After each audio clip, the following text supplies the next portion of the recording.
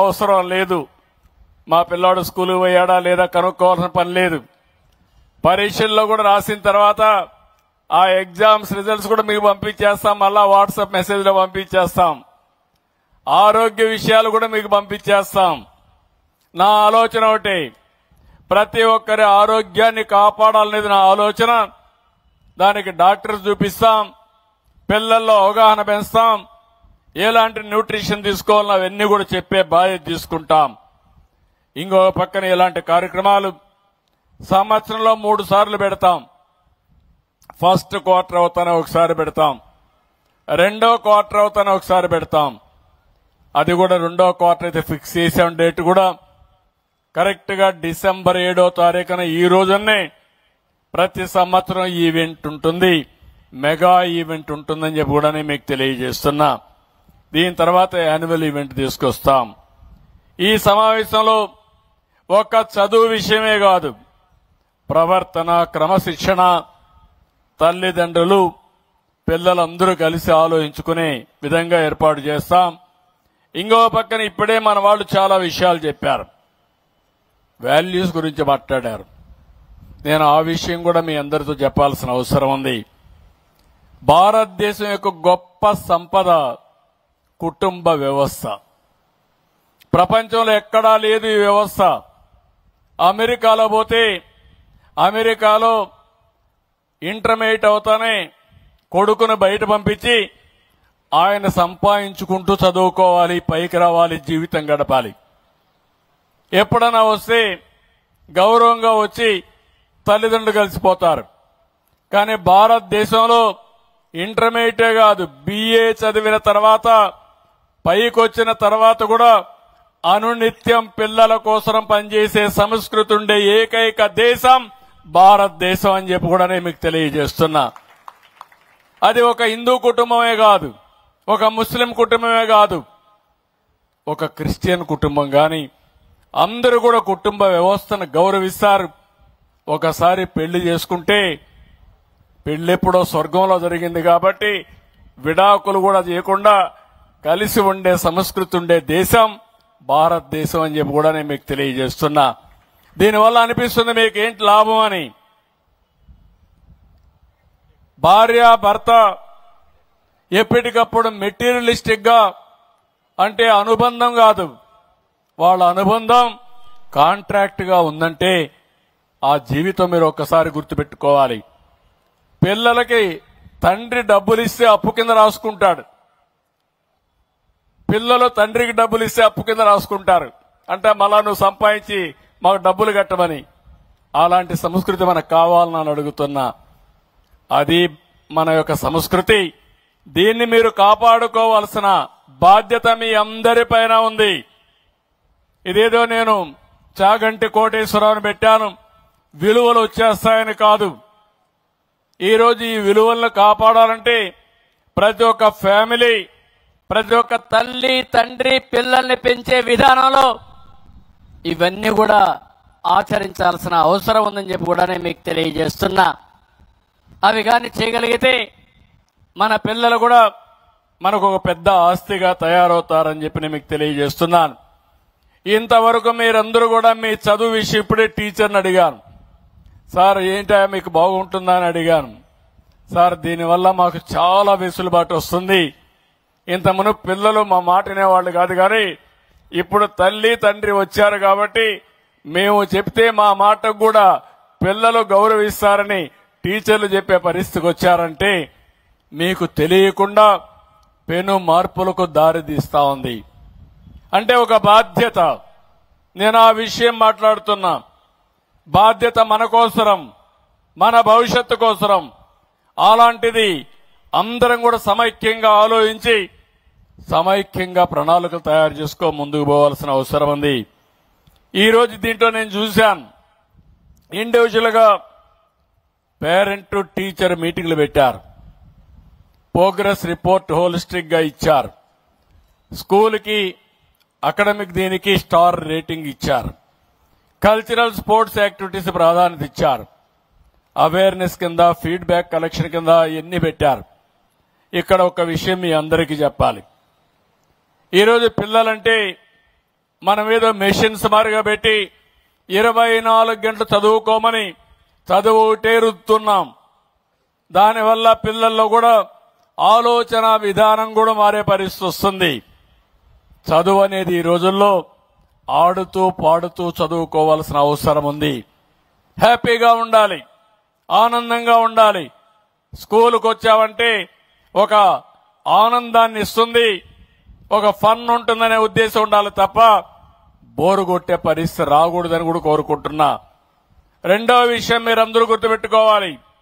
చిన్నప్పుడు ఎవరైతే బాగా ఆడతారో ఏ గేమ్ అయినా కానీ, అది ఖోఖో కావచ్చు, వాలీబాల్ కావచ్చు, లేకుంటే బ్యాడ్మింటన్ కావచ్చు, ఏ గేమ్ అయినా, కబడ్డీ కావచ్చు, ఏదైనా కానీ ఆడితే మానసిక స్ట్రెస్ తగ్గుతుంది. కష్టాన్ని మర్చిపోతాం, టెన్షన్ పోతుంది, దీనివల్ల శారీరకంగా బలం వస్తుంది. ఈ విషయం కూడా మీరు గుర్తుపెట్టుకోవాల్సిన అవసరం ఉంది. ఎందుకంటే పెద్ద అయిన తర్వాత మైండ్ బాగా పనిచేసినా శరీరం సరిగా పనిచేయకపోతే మనం అనుకున్న లక్ష్యాలు నెరవేరవు. అందుకే చిన్నప్పటి నుంచి పిల్లలందరినీ స్పోర్ట్స్ పట్ల ప్రత్యేకమైన శ్రద్ధ తీసుకోవాల్సిన అవసరం ఉంది. దీనికి కూడా ప్రాధాన్యత ఇస్తాం. ఇది కాకుండా ఇంకొక పక్కన మీరు ఒకసారి చూస్తే ఏదైతే మానసిక ఆనందం, ఎప్పటికప్పుడు స్పిరిచువాలిటీ కూడా అవసరం. కొన్ని విషయాలు కూడా అప్పుడప్పుడు రెస్ట్ ఇవ్వడం కూడా అవసరం. ఈరోజు ఇంత మునిపే మాట్లాడారు, ఏదైతే డ్రగ్స్ ఉన్నాయి, ఒకసారి డ్రగ్స్ కి అలవాటు పడితే ఇంకా మన మనుషులు మన చేతుల్లో ఉండరు. సెల్ ఫోన్ కూడా అంతే. ఏదైనా వ్యసనానికి అలవాటు పడితే ఆ వ్యసనమే మన పిల్లల్ని, మన జీవితాలను నాశనం చేస్తుంది. మీకు సెల్ ఫోనే కదా అని యూట్యూబ్కి వెళ్లిపోయి 24 గంటలు చేస్తా కూర్చుంటే ఇంకా పనులేం చేసే పరిస్థితిలో ఉండరు. రాత్రుల్లో కూడా నిద్రలేని రాత్రులు ఉంటాయి. ఈ విషయం మీరు గుర్తుపెట్టుకోవాల్సిన అవసరం ఉంది. నేను ఈ సందర్భంగా మిమ్మల్ని అందరినీ ఒకటే కోరుతున్నాను. టీచర్స్ ఉన్నారు, నాకు టీచర్స్ అంటే ఒక గౌరవం. నేను ఈ కార్యక్రమాలు ఇప్పుడు చేయలేదు. ఇప్పటి వరకు మీరు చూస్తే దగ్గర 11 డిఎస్సీలు పెట్టి 1,50,000 మందికి టీచర్ ఉద్యోగాలు ఇచ్చిన ప్రభుత్వం తెలుగుదేశం ప్రభుత్వం అని చెప్పి కూడా నేను మీకు తెలియజేస్తున్నా. ప్రతి సంవత్సరం పెట్టేవాళ్ళం. డిఎస్ అనేది కంపల్సరీగా పెట్టేవాళ్ళం. ఎంతమంది రిటైర్ అయితే ఆ పోస్టులన్నీ కూడా రిక్రూట్ చేసేవాళ్ళం. భవిష్యత్తులో కూడా హామీ ఇస్తున్నా. ఈ సంవత్సరం ఎడ్యుకేషన్ మినిస్టర్ గారు రేపు జూన్ కంతా మళ్ళా స్కూల్స్ ప్రారంభించే లోపల టీచర్లని మొత్తం రిక్రూట్ చేయడమే కాకుండా ట్రైనింగ్ ఇచ్చి మొదటి రోజున వాళ్ళు స్కూల్కి వచ్చే పరిస్థితి తీసుకురావాల్సిన అవసరం ఉంది. ప్రారంభించిన మొదటి రోజునే కొత్త టీచర్లందరూ కూడా పొజిషన్ చేసే బాధ్యత తీసుకోవాలి. ఆ తర్వాత నెక్స్ట్ ఇయర్ నుంచి ఎక్కడికక్కడ ప్రతి సంవత్సరం డిఎస్సి ఉంటుంది. వాళ్ళకు కూడా ఒక పర్టికులర్ టైం ఇస్తాం. అవన్నీ ఇచ్చి మళ్లీ కొత్తగా సంవత్సరం క్యాలెండర్ స్కూల్స్ ప్రారంభించే ముందే వాళ్ళందరినీ కూడా పొజిషన్ చేస్తాం. ఎవరైనా మధ్యలో రిటైర్ అయినా అలాంటివి కూడా ప్రైవేట్ టీచర్లు తీసుకొని ఏ క్లాసులో కూడా టీచర్ లేడనకుండా టీచర్ని పెట్టే బాధ్యత కూడా తీసుకోవాల్సిన అవసరం ఉంది. అది కూడా తీసుకుంటారని చెప్పి కూడా నేను మీకు తెలియజేస్తున్నా. నేను ఉమ్మడి రాష్ట్రంలో మీరు చూస్తే ఎన్నో సంస్కరణలు తీసుకొచ్చాం. ప్రతి కిలోమీటర్కి ఒక ఎలిమెంటరీ స్కూల్ పెట్టాం. 3 కిలోమీటర్లకి ఒక అప్పర్ ప్రైమరీ స్కూల్ పెట్టాం. 5 కిలోమీటర్లకు ఒక హై స్కూల్ పెట్టాం. మండలంలో జూనియర్ కాలేజీ పెట్టాం. రెవెన్యూ డివిజన్ లో ఇంజనీరింగ్ కాలేజీ పెట్టాం. జిల్లాలో మెడికల్ కాలేజీ పెట్టాం. ఈ విధంగా మీరు చూస్తే విద్యకు ప్రాధాన్యత ఇచ్చాం. ఈ రోజు ఇంజనీర్లు వచ్చారంటే కొన్ని వేల వందల స్కూల్ కాలేజీలు పెట్టాం. డాక్టర్లు వచ్చారంటే 10ల సంఖ్యలో మెడికల్ కాలేజీలు తీసుకొచ్చాం. దానివల్ల మన వాళ్ళు డాక్టర్లు అయ్యారు, ఇంజనీర్లు అయ్యారు, బ్రహ్మాండంగా చదువుకొని ముందుకు పోయే పరిస్థితికి వచ్చారు. ఇంకో పక్క గురుకుల పాఠశాలలు తీసుకొచ్చాం. పేద పిల్లలకు రెసిడెన్షియల్ స్కూల్స్ తీసుకొచ్చాం. ఇంకో పక్క ఆడబిడ్డలకి ఫస్ట్ టైం మీరు ఒకసారి చూస్తే గర్ల్ చైల్డ్ ఇన్సూరెన్స్ స్కీమ్ తీసుకొచ్చి 5,000 రూపాయలు బ్యాంకులో డిపాజిట్ చేసి వాళ్ళ చదువుకు జీవితంలో సెటిల్ కావడానికి ఆ రోజు డబ్బులు ఇచ్చాం. ఇంకో పక్కన ఆడబిడ్డలకు పెళ్లిళ్లకు కూడా ఆర్థిక సహాయం చేసిన ప్రభుత్వం తెలుగుదేశం ప్రభుత్వం అని చెప్పి కూడా నేను మీకు తెలియజేస్తున్నా. ఉద్యోగాల్లో కాలేజీల్లో మీరు చూస్తే 33% రిజర్వేషన్లు ఇచ్చాం. ఈరోజు టీచర్లకైతే 50% అంతా కూడా మొత్తం టీచర్లు అమ్మాయిలే ఉండే పరిస్థితి తీసుకొచ్చాం. తొందరలోనే 16,347 మెగా టీచర్లు కూడా రిక్రూట్ చేస్తాం. ఇది కాకుండా మీరు చూస్తే నేను గతానికి పోకూడదు అనుకున్నాను, కానీ గతం కూడా ఆలోచించుకోవాల్సిన అవసరం ఉంది. గతంలో మీరు చూస్తే ఎక్కడ చూసినా నాకు ఒక వారసత్వంగా సమస్యలన్నీ వచ్చాయి. గుంతలబడిన రోడ్లు, టౌన్స్ లో ఎక్కడ చూసినా గార్బేజ్, 84 లక్షల మెట్రిక్ టన్నులు చెత్త చెదారం టౌన్స్ లో పేరకపోయింది. ఇంకో పక్కన 10 లక్షల కోట్ల రూపాయల అప్పులు, ఒక్క విద్యా వ్యవస్థలో 6,500 కోట్ల రూపాయల అప్పులు. ఇంకో పక్క బిల్లులు చూస్తే 1,00,000 కోట్ల పైన బిల్లులు బకాయిలు. ఇక్కడ ఫీజు రీఎంబర్స్మెంట్ గానీ హాస్టల్ ఖర్చులు చూస్తే 3,500 కోట్ల రూపాయలు బకాయిలు పెట్టారు. స్కూల్ కి డబ్బులు 920 కోట్ల రూపాయలు చెల్లించలేని పరిస్థితి. బట్టలు కుట్టిన డబ్బులైతే 200 కోట్లు ఇవ్వలేదు. నాడు నేడులో పనులు చేసి 1,450 కోట్లు ఇవ్వలేదు.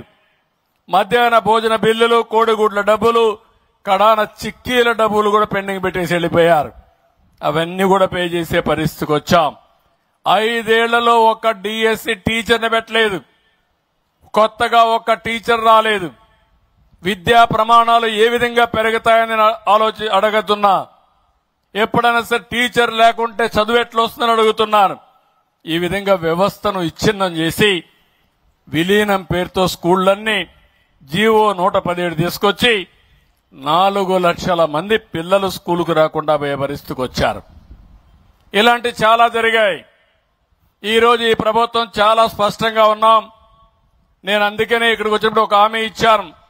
ఆ హామీ మీరు చూస్తే రాబోయే సంవత్సరం మళ్లీ స్కూలు ప్రారంభించే సమయానికి బిల్డింగ్స్ అన్ని కూడా పూర్తి చేసి ఈ స్కూల్లో ఏ రేటింగ్ వచ్చేట్టుగా అన్ని పారామీటర్స్ ముందు తీసుకుపోతాం.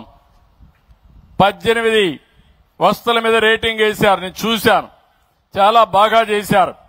ఆ 18 కూడా చూస్తే చాలా మంచి ఎక్సర్సైజ్ చేశారు. దానికి కూడా నేను మనస్ఫూర్తిగా అభినందిస్తున్నా. బ్రహ్మాండమైనటువంటి ఎక్సర్సైజ్ చేశారు. ఆ ఎక్సర్సైజ్ లో మీరు చూస్తే ఇక్కడ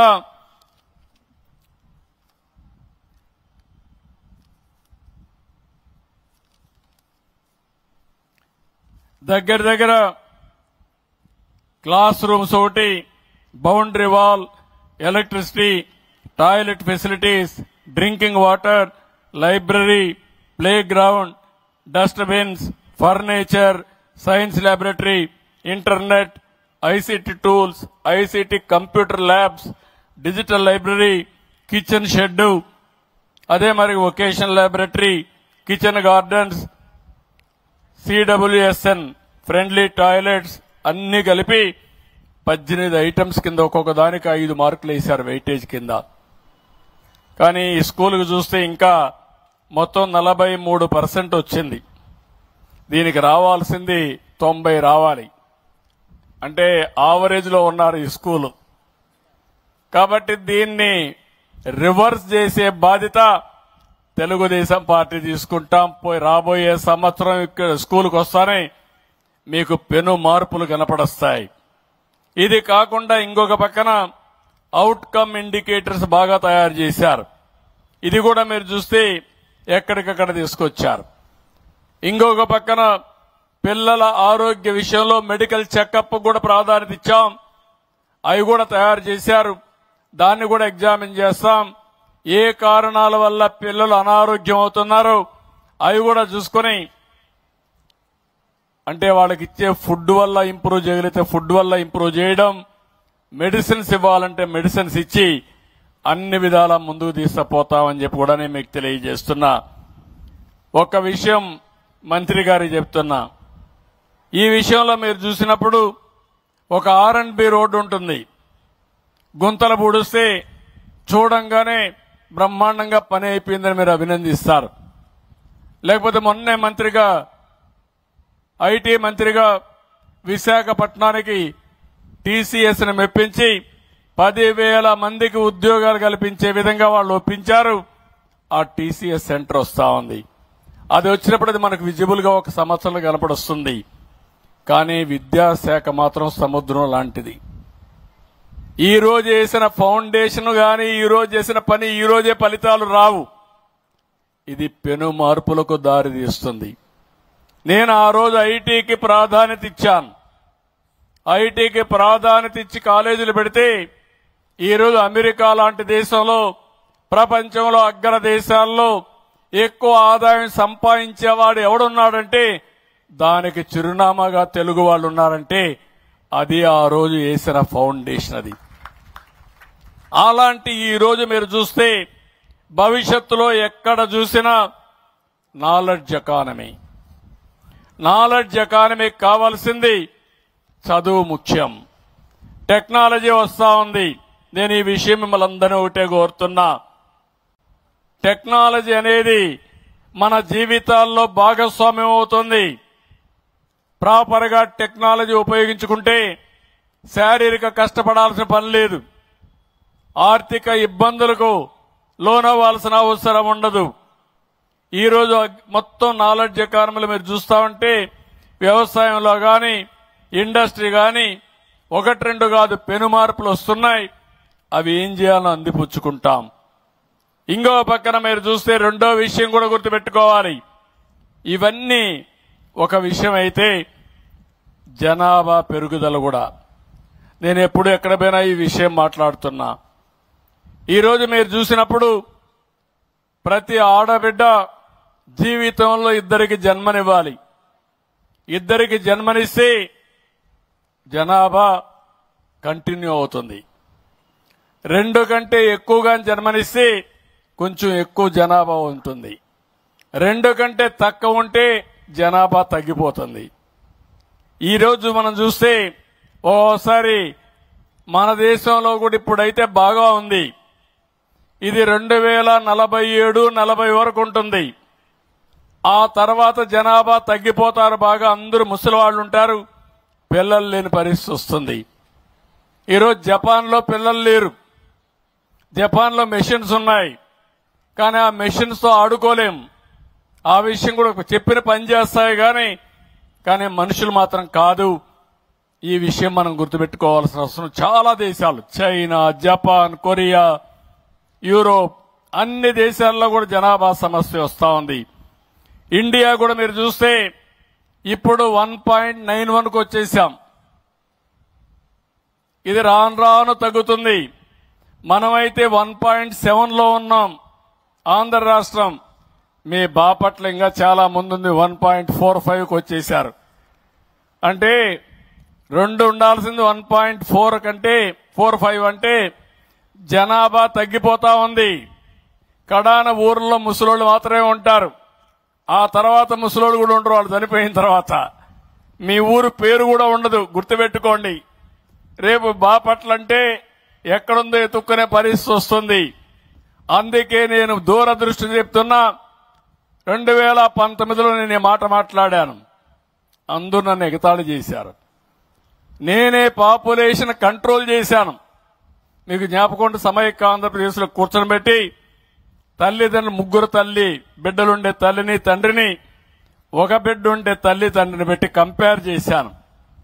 దాంతో మీరందరూ బాగుందని ఫ్యామిలీ ప్లానింగ్ ఆపరేషన్లు చేసుకుని జనాభాని కంట్రోల్ చేసేశారు. ఇప్పుడు ఆ కంట్రోల్ ఎంతవరకు పోయిందంటే జనాభా లేని పరిస్థితికి వస్తా ఉంది. చదువుకున్న వాళ్ళు పిల్లలు కనడం లేదు. వద్దనుకుంటున్నారు. Double income, no kids, let us enjoy అంటే ఆదాయం బాగా వస్తే పిల్లలు కానీ ఎందుకు ఆ వ్యవస్థలని ప్రతి ఒక్కరు కూడా వచ్చిన ఆదాయంతో ఎంజాయ్ చేసే పరిస్థితికి వస్తున్నారు.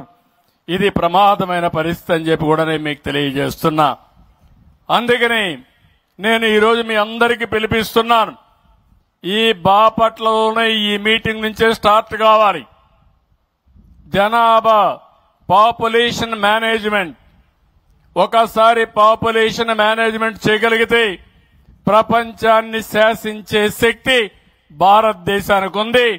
అందులో మన రాష్ట్రం నాలెడ్జ్ ఎకానమీలో ముందుకు పోతున్నాం, ఇంకా ముందుకు పోతామని చెప్పి కూడా నేను మీకు తెలియజేస్తున్నా. అందుకని ఈరోజు ఈ మీటింగ్ ద్వారా నేను ఒకటే మిమ్మల్ని అందరినీ కోరుతున్నా. ఈరోజు మనం చాలా విషయాలు మాట్లాడుకున్నాం. మన దేశం ఒక గొప్ప దేశం, గొప్ప వారసత్వం. అయితే ఈరోజు నాలెడ్జ్ ఎకానమీలో కావాల్సిన చదువుకు ప్రాధాన్యత ఉండాల్సిన అవసరం ఉంది. దానికి ఈరోజు మీటింగ్ నాంది పలుకుతుంది, పెను మార్పులకు దారి తీస్తుంది. తద్వారా భవిష్యత్తులో ప్రపంచంలో ఎక్కడ మాట్లాడినా నాలెడ్జ్ ఎకానమీ ఎక్కడ పుట్టింది, ఎక్కడ బాగున్నారంటే దానికి చిరునామాగా ఆంధ్రప్రదేశ్ వస్తుంది. నా ఆలోచన ఒకటే, ఈ పిల్లల భవిష్యత్తు కోసం నేను ఆలోచిస్తున్నా. ప్రపంచంలో జరిగే అభివృద్ధి అంతా కూడా ముందే ఆలోచించి అది తీసుకొచ్చే బాధ్యత నాది, అది అందిపుచ్చుకోవాల్సిన బాధ్యత ఈ పిల్లలది. వాళ్లకు సహకరించే బాధ్యత పేరెంట్స్ గాని టీచర్స్ గాని తీసుకుంటే ఇది సాధ్యము. అందుకే ఈ మీటింగ్ చూస్తే చాలా మీటింగులు అడ్రస్ చేస్తూ ఉంటాం, కానీ ఈరోజు మిమ్మల్ని అందరినీ చూసిన తర్వాత నిజమైన ఆనందాన్ని పొందగలిగారు. ఇది ఒకటే సమస్యకు పరిష్కార మార్గం అనేది నా ప్రగాఢ విశ్వాసం.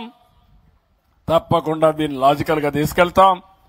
టీచర్లకు మళ్లీ ఒకసారి రిక్వెస్ట్ చేస్తున్నా, మిమ్మల్ని అన్ని విధాలా గౌరవించిన ప్రభుత్వం ఇప్పుడు మీరందరూ కలిసి పిల్లల జీవితాల్లో వెలుగులు తీసుకొచ్చే శక్తి, సమర్థత మీ దగ్గర ఉంది.